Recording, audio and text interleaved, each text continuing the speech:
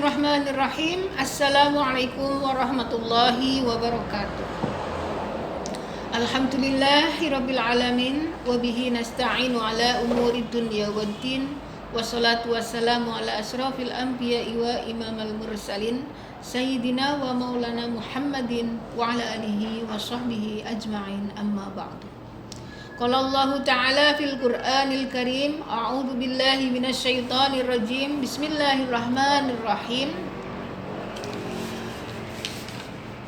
Masalul ladzina yunfikuna amwalahum fi sabilillahi kamasali habbatin ambatat sab'a sanabila fi kulli sumbulatin mi'ata habbah.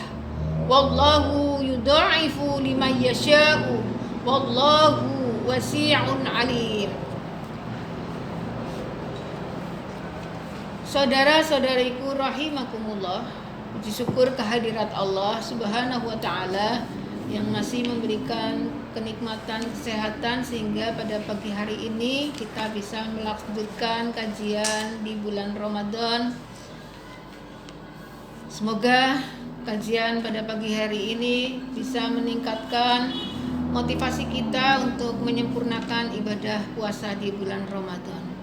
Salawat dan salam kita aturkan kepada junjungan kita Nabi Agung Muhammad sallallahu alaihi wasallam, alladzi akhrajan nasa minadz-zulumati ilan nur wa huwa alladzi arju syafa'atuhu fi yaumil qiyamah. Bapak, Ibu, saudara-saudariku rahimakumullah, ibadah yang tidak dijelaskan secara rinci di dalam Al-Quran yaitu tentang sedekah, namun perintahnya ini sangat jelas. Tadi ayat yang saya sampaikan tentang perintah bersedekah ini merupakan keutamaan dari kita melaksanakan sedekah yang ingin saya gambarkan nanti dalam sebuah kisah, yaitu pada masa Nabi Musa alaihi salam. Kisah sebuah keluarga, sepasang suami istri yang hidup miskin. Kehidupannya serba kekurangan. Namun karena mereka orang beriman, kemudian mereka berkeluh kesah dengan pasangannya.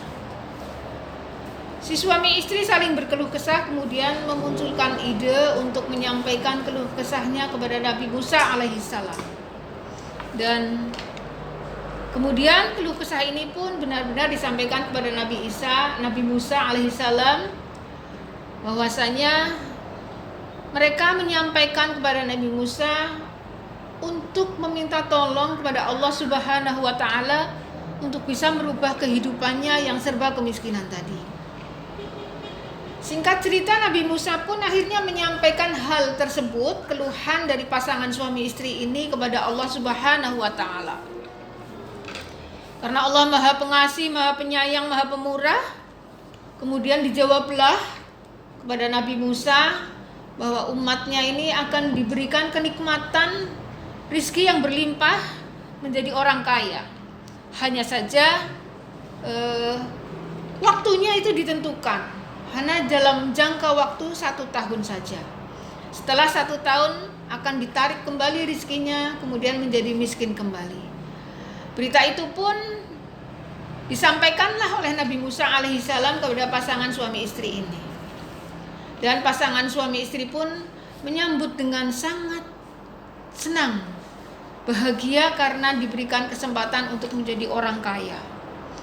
Singkat cerita, dalam beberapa waktu pasangan suami istri ini pun diberikan keberkahan rizki yang berlimpah, menjadi orang kaya raya.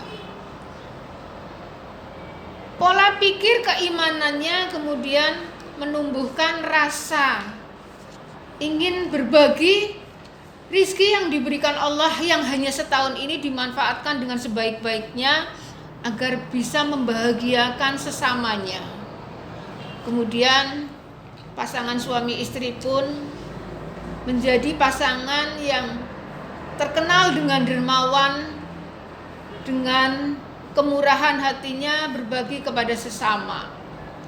terus menerus sering berbagi, kemudian sampai lewatlah waktu 1 tahun itu. Tapi tanpa dirasa lewat 1 tahun itu pun ternyata Allah tidak menarik rizkinya kembali. Bahkan usaha yang dilakukan meraih rizkinya pun diberkahkan oleh Allah sehingga lebih berlimpah dari apa yang diberikan setahun sebelumnya. Akhirnya Nabi Musa pun terheran-heran, kemudian menanyakanlah hal tersebut kepada Allah Subhanahu wa Ta'ala. Ya Allah, kenapa umatku yang satu ini, yang tadinya sudah dijanjikan akan diberikan keberkahan rizki berlimpah hanya 1 tahun, kok ini sudah lewat 1 tahun masih terus diberikan rizki oleh Engkau? Ya Allah, tidak Engkau tarik rizkinya. Kenapa justru malah bertambah banyak apa yang dia dapatkan dari keberkahan rizki yang tadi?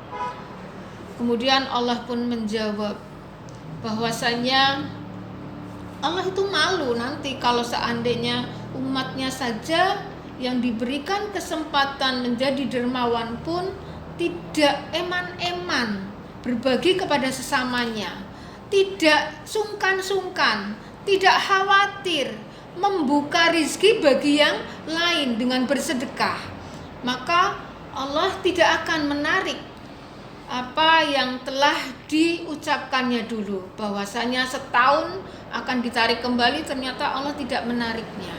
Karena apa? Dia sendiri yang membuka pintu rezeki bagi orang lain. Maka orang lain itu yang dibukakan pintu rezeki mendoakan kepada beliau berdua, pasangan suami istri ini, sehingga rezekinya terus bertambah.